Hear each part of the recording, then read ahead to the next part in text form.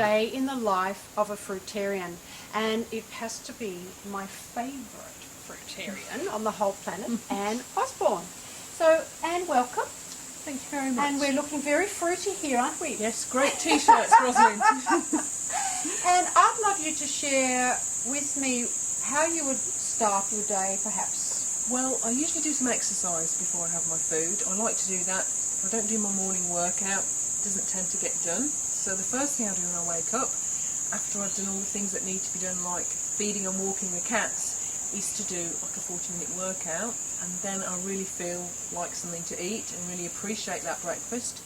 So then I'll have a breakfast of seasonal juicy fruits. So at the moment it might well be mangoes, different time of the year it might be persimmon or custard apples. It really depends on what's seasonal and what's good quality. And roughly how much would you have? Like with one mango, or would you have half a dozen mangoes, or? A usual size breakfast for me would be 2 good sized mangoes. If they're a little smaller I might have 3, but that sits well with me and that feels good for me personally. Terrific. Yes, I don't really have set meals. If I'm doing a mono diet, it'll be more set meals because I only tend to eat 3 times a day with a mono diet. But if I'm having mixed fruit, it's really when I'm hungry, when I feel like it, and each meal size will be as much as I want. I tend to eat mono, but I don't always leave a huge gap between fruits. Sometimes I will. I think optimally it's good to leave a gap between fruits for myself, for my digestion. But sometimes I'll have peaches and then I'll just wait a little time, 10 minutes, and then have mangoes or whatever the fruit I fancy. Because one of the reasons why I mono is the taste thing, to make sure each piece of fruit is great quality. When you start mixing fruits, you can lose that. When you eat mono, each piece of fruit has to stand alone and each piece of fruit has to be excellent quality. So if you're eating a meal of mangoes and then you have something afterwards, you still get that taste quality with the mono. For me personally, I don't eat so much in the evenings. For me it works out better having more earlier in the day and then eating less in the evening, but I think everyone's very individual. Some people do really well with big breakfast, some people do better with light breakfast or no breakfast and then having their main calorie source in the evening. So really the evening meal for me isn't usually a big one, and I usually stop eating around about 4 or 5 o'clock. I feel best. I like going to bed with an empty stomach. But if I have guests or visitors and I wanted to do a more sort of sit-down evening meal that's fruitarian, you can incorporate the savoury vegetable fruits. So avocado, especially on the Sunshine Coast, we get delicious avocado, as you would know. We do. So avocado, heirloom tomatoes, sweet red peppers, zucchini, cucumbers, and have a vegetable salad with the avocado on the side, and that's a more substantial fruitarian meal for those people that do like more calories later on in the day. I think there's various definitions of fruitarian. Some people are, say fruitarian is only juicy sweet fruits. Other people incorporate greens. I think labels can be limiting. I think greens are a great food if you're attracted to them. If you desire them in their raw mono state, I think that's saying something. You need to listen to your body. I don't desire greens, so I very, very rarely eat them. But if you're desiring greens, then I think there must be something in those greens that your body is asking for, and if you don't listen to that, then you may become deficient in something. I do think you can get everything you need from fruit, but that fruit has to be of good quality. So because fruit is often grown commercially and it's not grown for nutrient content, it's grown for weight, we can end up with fruit that maybe is deficient in some of the nutrients. So if you're not getting the best quality fruit, then I think greens can be very valuable because they can add to the nutrient content of your fruitarian diet. I think the 80-10-10 diet is a very good diet, and I think it works for a lot of people. It is quite similar to my diet in some respects. If I broke down, because it's over the year, the 80-10-10, over the year, so some days you might have more than 10% fat, some days you might have less. So if I look at my diet over the year, it really is that percentage-wise, 80% carbohydrates, 10% fats, and 10% protein.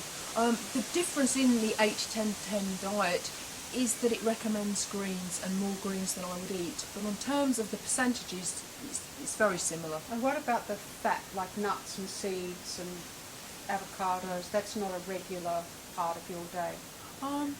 Nuts are very irregular because I don't find they digest as well as avocado. If I fancy more fat, and sometimes I do, I feel like today, I'd like an avocado or 2 avocados, then I'll go for the avocados. I think they're very easy to digest, and I think where we live, they're very, very good quality avocados.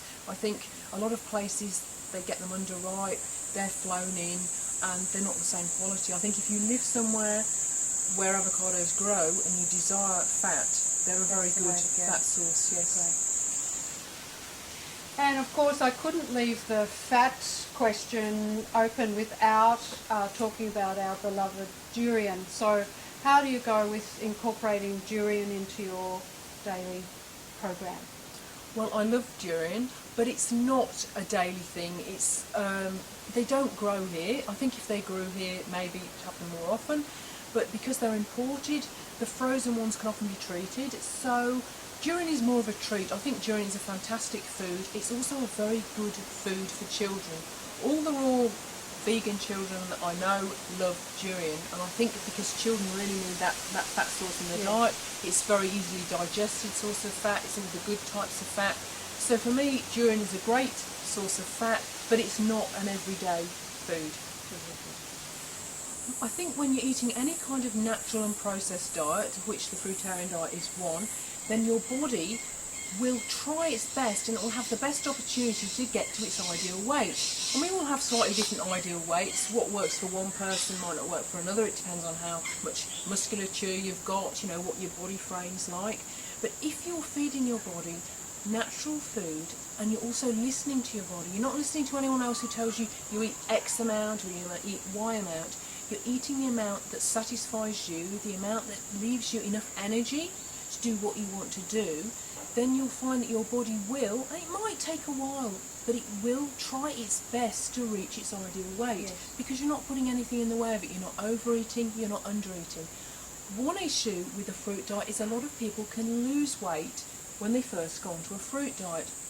And I think this is to do with assimilation.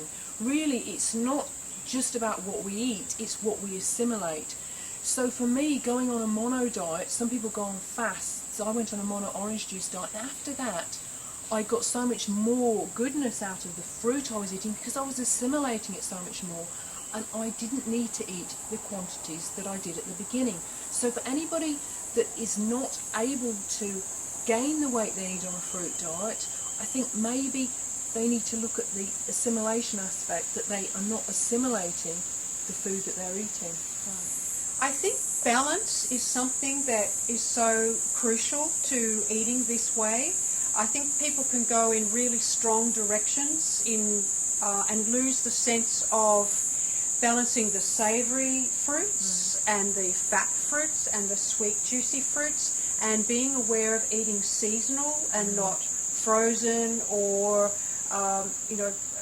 storage type fruits. And really, eating a fruitarian diet does not have to be it can be a mono type diet, and I think that works very, very well. You get, as you say, you get to get the sense of the taste of the food, and you also get that natural stopping point of eating. You know exactly when you're full, and that's certainly something that I found.